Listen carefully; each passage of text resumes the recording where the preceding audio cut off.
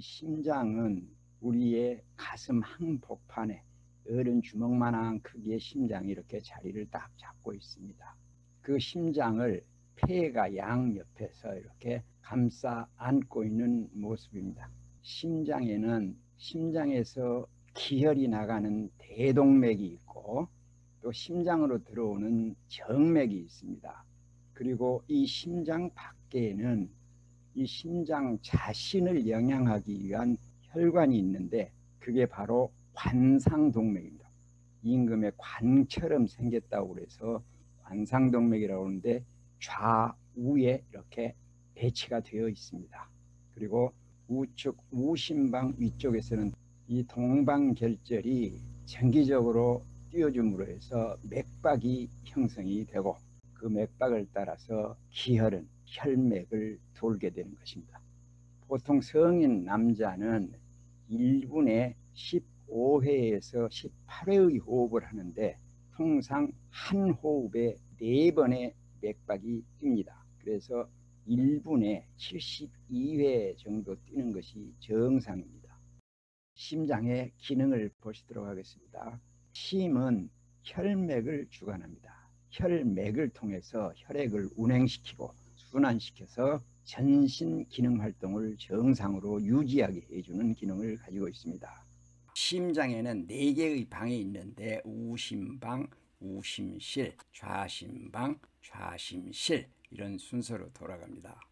대정맥에서 우심방으로 들어간 혈액은 이 동방결절이 맥박을 한번 칠 때마다 우심실로 이동하고 우심실에서는 폐동맥을 통해서 폐로 보내게 됩니다.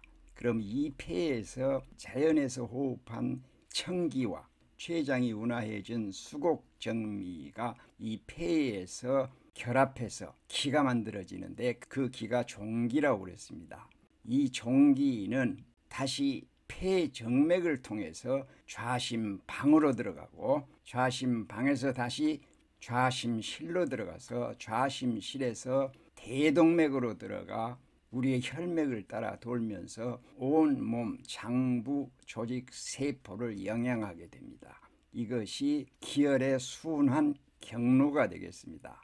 우리 이 심장은 기쁨을 주관하는 장부인데요. 그래서 혈액이 도는 것도 우심방, 우심실, 좌심방, 좌심실, 방실, 방실 이렇게 돌고 있습니다. 종기가 심장에서 일단 동맥, 혈맥으로 들어가면 연기가 되는 것입니다. 이 연기는 12경맥을 따라서 온몸을 순행을 합니다.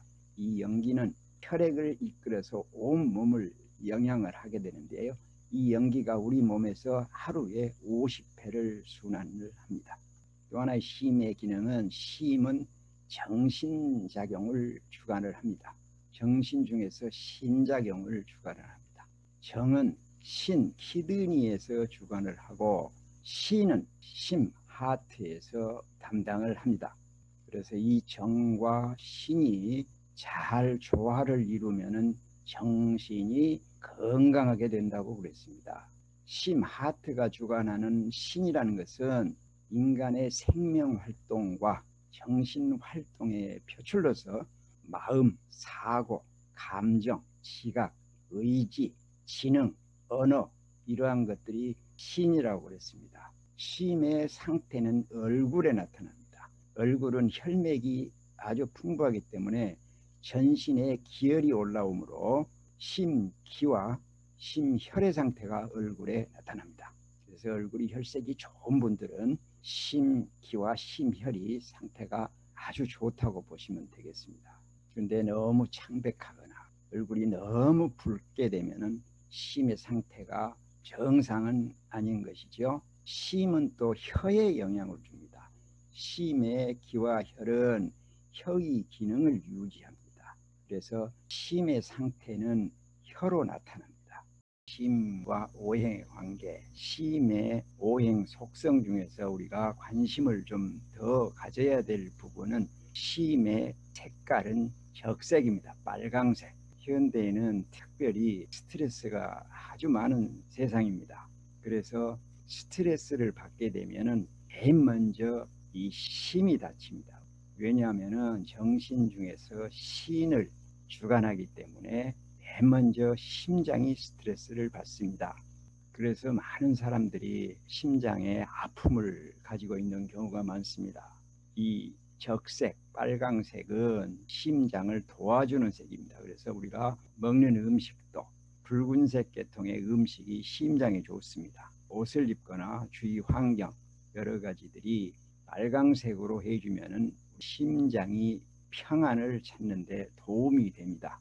심의 병증을 보면은 심은 혈액순환의 중추이고 신, 마음을 장하기 때문에 신지와 혈액질환인 심계, 가슴이 두근거리는 것, 토열, 피를 토하는 것 등의 증상은 대개 심장과 밀접한 관계를 가지고 있습니다.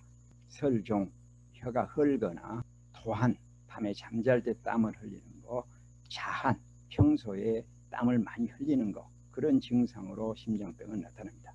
심장에는 중요한 몇 가지 병증들이 있는데요. 첫 번째 동맥경화증입니다.